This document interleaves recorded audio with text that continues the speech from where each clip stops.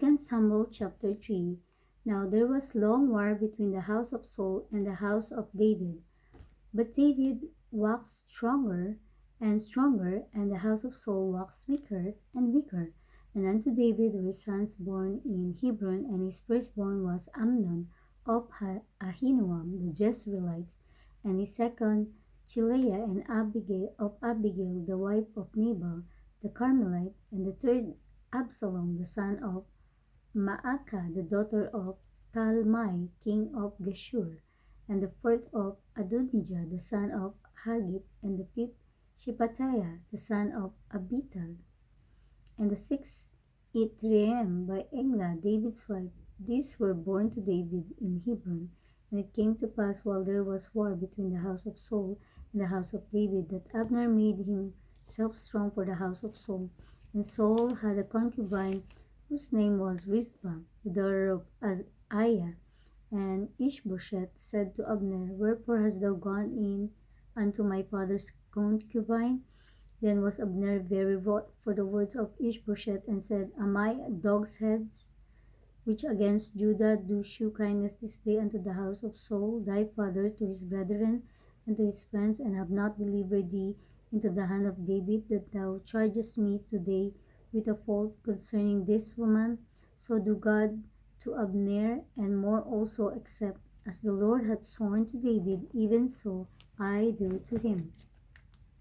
To translate the kingdom from the house of Saul, and to set up the throne of David over Israel and over Judah, from Dan even to Beersheba. And he could not answer Abner a word again, because he feared him. And Abner sent messengers to David on his behalf, saying, Whose is the land? On his behalf, saying, Whose is the land? Saying also, Make thy league with me, and behold, my hand shall be with thee. So bring about all Israel unto thee. And he said, Well, I will make a league with thee. But one thing I require of thee, that is, thou shalt not see my face, except thou first bring Michal, Saul's daughter, when thou comest to see my face.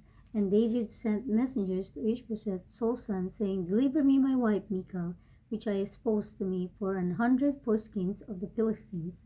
And Ishbosheth sent and took her from her husband, even from Paltiel the son of Laish. And her husband went with her, along weeping behind her, to Bahurim.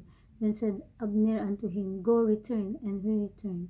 And Abner had communication with the elders of Israel, saying, Ye sought for David in times past to be king over you. Now then do it, for the Lord hath spoken of David, saying, By the hand of my servant David I will save my people Israel out of the hand of the Philistine, and out of the hand of all their enemies.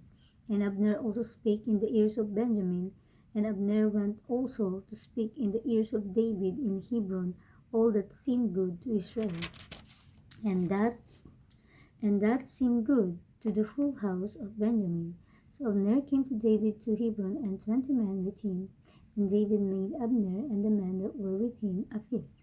And Abner said unto David, I will arise and go, and will gather all Israel unto my lord the king, that they may make a league with thee, and that thou mayest reign over all that thine heart desireth. And David sent Abner away, and he went in peace. And behold, the servants of David and Joab came from pursuing a troop, and brought in a great spoil with them. But Abner was not with David in Hebron, for he had sent him away, and he was gone in peace.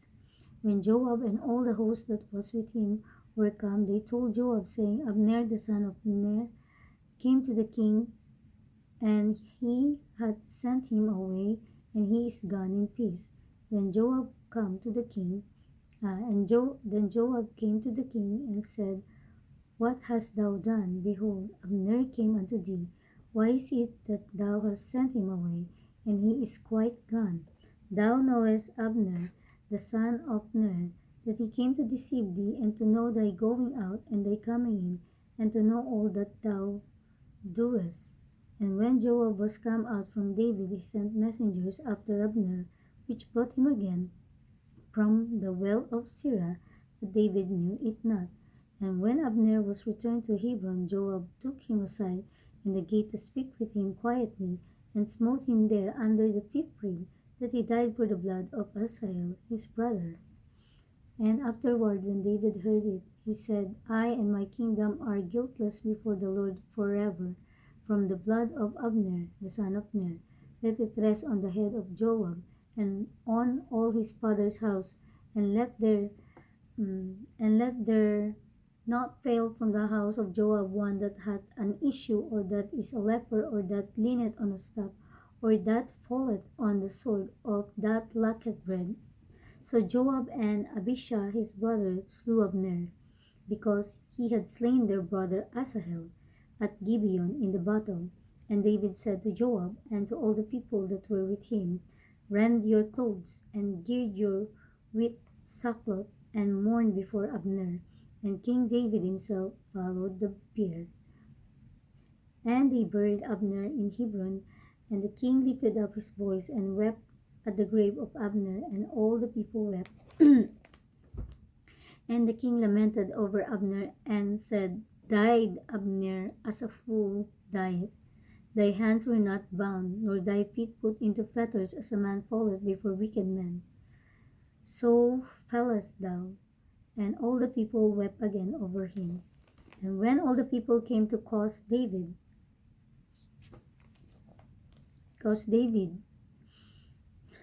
to eat meat while it was yet day, David sware, saying, So do God to me, and more also, if I taste bread or aught else till the sun be down.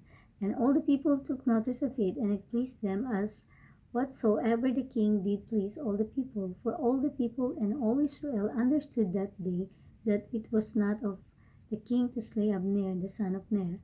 And the king said unto his servants, Know ye not that there is a prince and a great man fallen this day in Israel?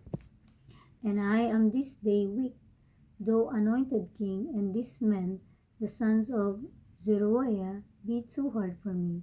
The Lord shall reward the doer of evil according to his wickedness.